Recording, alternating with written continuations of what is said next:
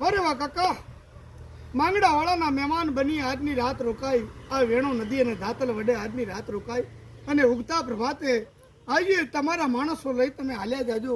કાકા તમે એમ કહું છો કે માંગડાવાળા આજે મારી પાસે માણસો ઘણા છે, જમવાનું કાંઈ નથી, તો સાંભળો હે કાકા, કદાચ જો માંગડાવાળાને જમાડવું હોય તો એક પલવારની અંદર બધું ભેળું કરી દે. એ તારા બળદને એ ખડબાજરો, તારા બળદને ખડબાજરો, એ તારા ઘોડા ને લીલું જોયા ઘાસ, પણ જાનૈયાને એ સોળી જમાડું અસુર મારે. અરે રે કાકાયા વડલે રે રોકાવો તમે રાત.